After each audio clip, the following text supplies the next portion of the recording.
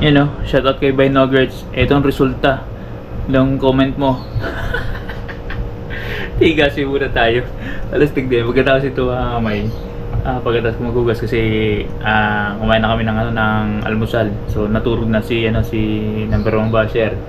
At kailangan ko lumabas para bumili ng ng syempre kailangan yung paggising niya dapat may pagkain mamay na hanap tayo ng magandang pagkain mamay na mawala yung yung topak. Sige. Nadali tayo dun sa comment mamay. Stick ka nuggets. Shout out sa mga taga-TTC dyan. Ay nako. Ay, live. Hugas muna ako. So, isa na natin mamay. Tigasin.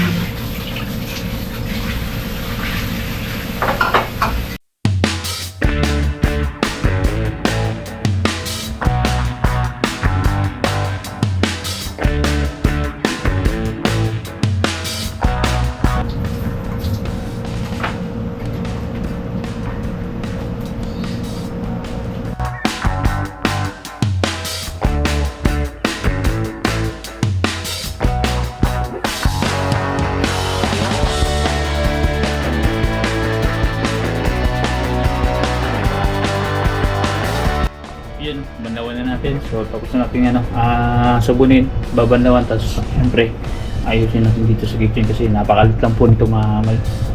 Pagkatapos nun, nalabas ako para bumili ng chicha. Sabi na rin tanghalian tapos kay number 1 basher. So kailangan ko maganda-ganda yung ko isa sa mga paborito dun mamay is kamote cube. So yun na lang bibiliin ko mamay. Di ba?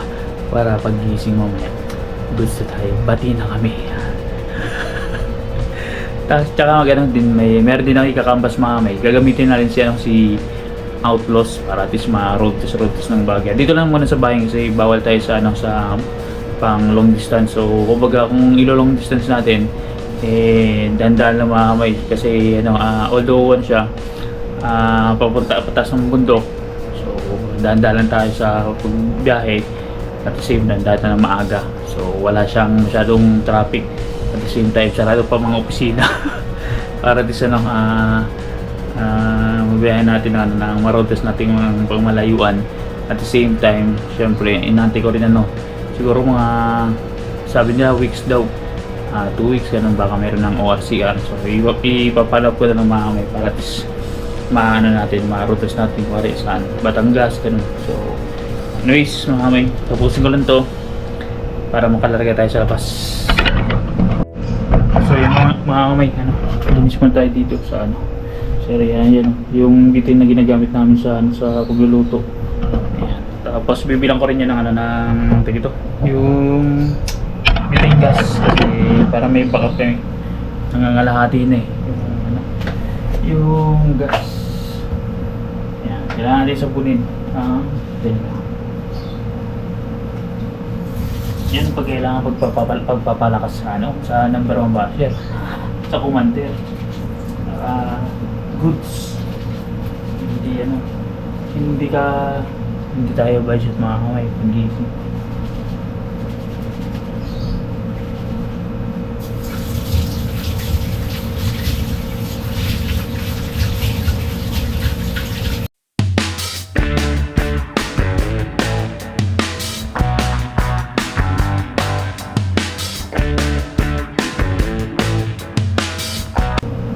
Yung pader mga kamay. Yan, may mga sting tatanggalin mga kamay. Yan. Tanggalin yan. Kasi dapat makinis yan, malinis. Diba? Wala malinis mga kamay. Paggising ko naman nun mga kamay is parang yan, inspector. So dato lang walang dumi-dumi. Diba? Ayos na, wala na sting. Dito, okay na, clear na. Diba? Gusto tayo. may balik ko na lang ano, yung mga kalan. So yung mga may malapit na tayo matapos. So nalinis na natin. So ito na lang. Kailangan natin sabunin mga may para matanggal yung mga nalaglag. Matanggal yung stain ng ano, yung mga kumapit dito. Mga langis-langis kasi di ba minsan na ano yan, na tagipi kumbaga sa amin. Kailangan matanggal yung mga langis-langis, mga kung anong mga dumi-dumi. Ayan, kasi dito sa tabi okay na yan eh. Yan, okay na yan, di ba? Dito na last. Alright. Dito tayo.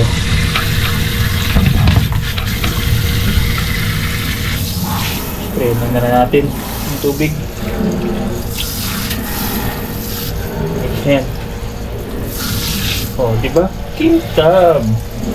Balik sa dati, oh.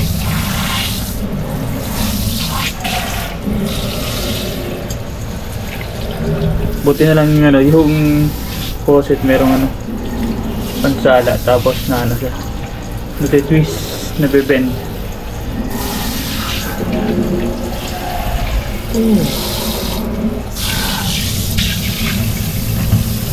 Diba? Ayun. Puting-puti. Balik sa dati. Kasi lalabas tayo mga may para bumili ng chicha niya, chicha ko. Tapos meron nga canvas mga may. Tsaka pala mga may, kailangan din natin magwalis-walis. Tanggalin natin yung mga dumi-dumi. Yan, meron ano na naman. Actually kawawalis ko lang kanina. Mabilis magano kasi labas-pasok kami sa bahay. Yan, kailangan natin walis yung mga konting ano, mga dumi. Yan, i-gather lang natin tapos labas natin sa pinakalabas. So hindi na namin dinadaspan, tuloy na namin na palabas mga kamay, tapos hanggang dun sa may kanal. So yun mga kamay, good sa tayo. Dito naman tayo sa labas. Ang ingay itong pusa na to, simula nung ano, namatay yung ano, yung anak niya. Lagi hinahanap eh. Tapos babasahin ko yan mga kamay ng ano, ng tubig. Yan ang anong, ito yung daily routine ko talaga na ginagawa ko mga kamay. Hindi ko lang na-i-vlog eh, since na meron pa challenge na yes darling. Kaya ginagawa natin to. So para na, ito kasi mga kamay, itatapon na to. Dito kasi ilalagay yung pusa na baby. Eh wala na, itatapon na to pag once dumating si tatay. Ipapamigay na. Tapon na rin kasi wala eh, hindi na ako survive eh. Sabi na natin dito para at least ano natin malis natin. Ito sabi ni Madam Maren, cable tie, hindi ako nakabili kahapon eh, kaya ngayon tayo ano, lalabas isa so ano natin gagawin at the same time. Ayan, ang kulit to mga kamay, sabi sa inyo yan, nakikihiga siya dyan tapos kikis-kis sa atin.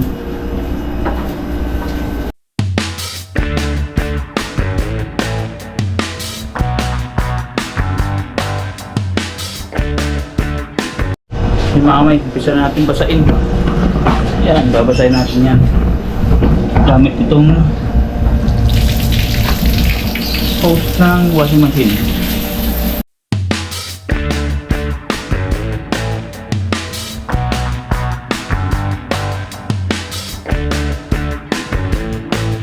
Pa general cleaning tayo, wala eh, nadali tayo kagabi dahil sa ano eh, sa comment eh. Ay nako, siningil tayo mga may number 1 basher pag uwi. Ano daw yung tornilyo na maluwag. Ano sigurad. Yan mga may, basta tayo sa ano, sa pag-inis dito. Dito tali malinis. Kailangan natin kiskisin. Bibili ako ng ano, ng pangano yung, hindi ko alam kung may Sunrox dyan o Clorox, tapos powder, tapos pang-isis. Ito kasi pang-isis mga may luma na, hindi kaya ano, mahina na yung ano, yung power. So labas muna tayo, gamit natin si Outlaws. Meron tayong bibilin number 1 basya, tapos yung ika-canvas ko. So malalaman yung mga kami sa yan, sa labas kung anong mga gagawin natin. Yun mga kamay, palabas tayo. Magpapagas muna tayo mga kamay.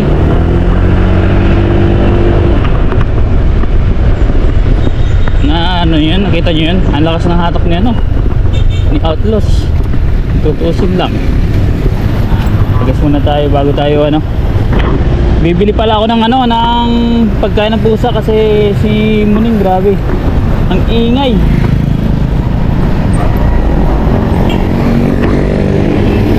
Safety first. Tsaka doon tayo pupunta mga sa kabila para mag-canvas. Kailangan natin maging safe lang. Bahala sila tumawid dyan. Ang mahalaga, importante. Pero tayo lumusot.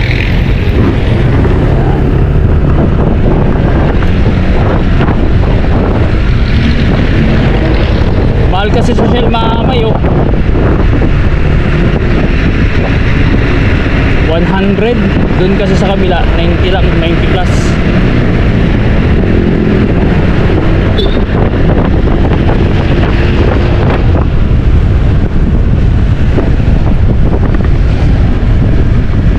Pitik pa lang yun mga kamay, yung ano niya, yung silinyador.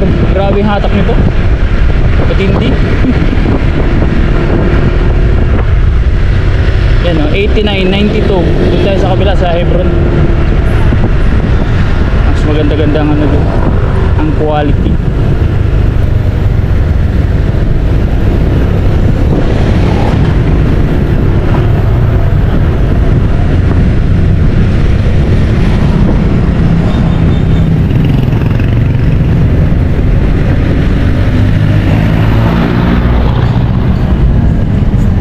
Alright. Yun mga kamay, may CPR sa gasoline station. So ano, tapos na tayo magpa-gas. 200 halos ano, 2 liters mga kamay. Pabira. Ay naka, kailan babalik ang gasolina? Panay 16. Maganda-ganda na. Bumalik pa sa dati.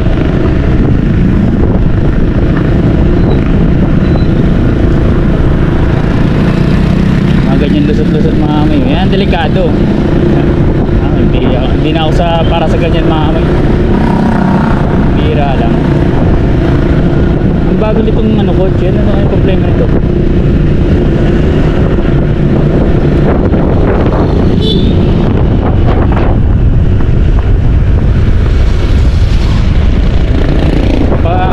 Mga ganun mga kamay. Ano yun? Baka babae nagdadrive.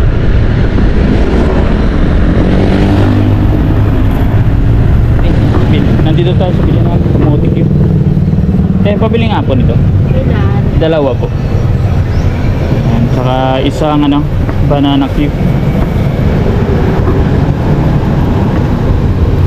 Ang palakas yan. Galing sa tote? 10. 35. Ito pa. Salamat po. Yan. Pag ano to kay ano, number 1 basher mamaya. Suhol. O di ba? Yeah. Suhol to, suhol. Balik natin dito mamay. Malapit na tayo mamay sa bilyan ng feeds. Cat food. Yan tayo dito mamay. Kasi yung pusa ko ay nagagalit na. Parang ang sabi ng ano, hindi daw sa inintindi. Sabi yun mamay. Alas na yan. Baka ano, mabuwal. Hindi naman. Hindi naman mamay. Yan si Outlaws, oh. Sobrang thank you kay paring Outlaws. Yan. Magagamit natin matindi. Pabili po.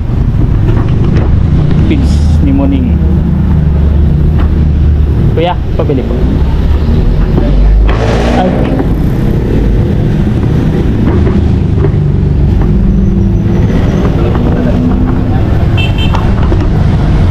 ito po ano, kalahati po. Yung suikat.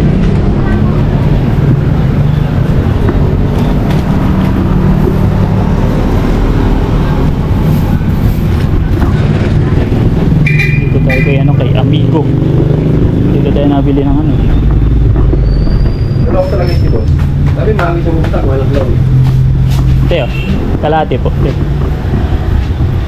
ka ba kami masaka? Oh, syempre. Gandara kayo. Hindi ko ako masaka. Serious. Thank you. Tingba. Naglag. Yun o, may pagkain na si Muning. Nagre-reklamo kasi sa akin mga kamay. Kaya nag-iingay yun kasi walang pagkain. Dito tayo sa ano, kay tropa. Ang mayari ito, yung foreigner. Si Amigo. Yan, Amigo Pet and Poultry. Dito sa may Patimbaw. Ayun mga kamay, nandun sa kabila yung ano, yung i-check natin yung ano, yung top box. Yan, tulad ng mga may top box. Titignan natin yung pagka ano, pati ang frame mga kamay.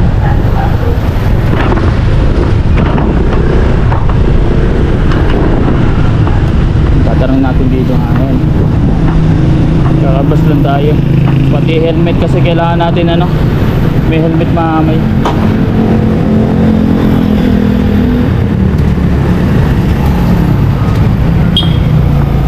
Yan. Yan. Ay, may ibo. Top box. Bukas kaya? Ah, sarado. Sarado mga kamay. Ah, walang tao mga kamay oh. Sayang, may ibo sa ano. Kaso lang, wala yung ano po na kulay eh.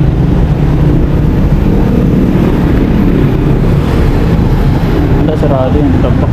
Ito lang kasi nakikita ko dito na nagbebenta ng ano, helmet. Hanap kaya ako doon. So yan, punti ko makamay. Top box, kakaano natin. Gawa nung ano, taas yung ano dito, yung brace. Lalagay kasi natin, gawa nung pag nauwi. So, kailangan ng gamit, hindi naman kasya dito. Alam niyo naman po si ano, si number 1 basher. Talagang ano yun. Pag umuwi yun, talagang dalang bahay. Hindi ko alam, baka malobat na tong ano, GoPro natin. Pero tinuro sa akin ano, nakausap ko si Tito Pogs. Meron pala dun sa may sa amin, malapit sa bus terminal. So may mga accessories dun ng motor.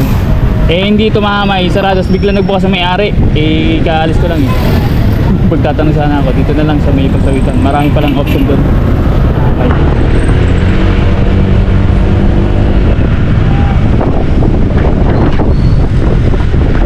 Grabe. Ang tindi, ang sarap ng ano, hatak. Dahil bagong bago eh.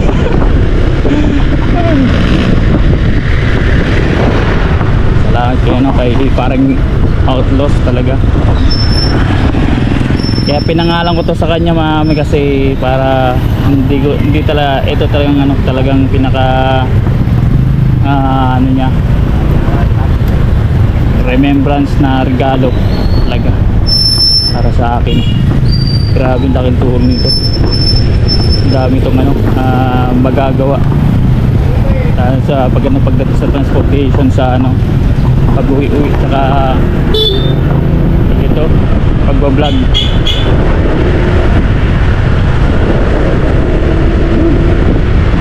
Kita-kits tayo dun mga amay para makapag-video pa tayo dun ng mga accessories.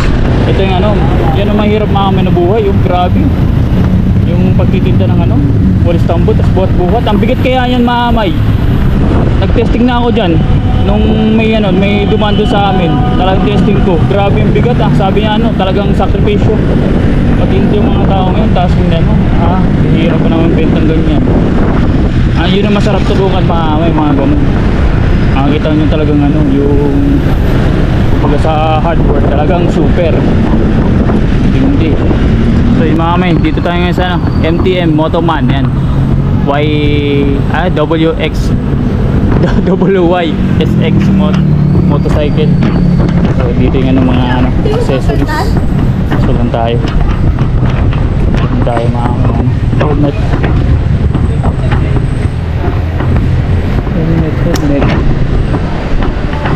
Ang mga parts pala to.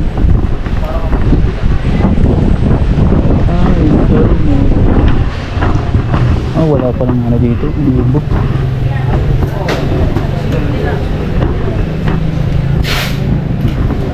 Oh no. Yung brand ng helmet mamay. Dito? Wala. Kala ko ano madami. Accessories lang pala.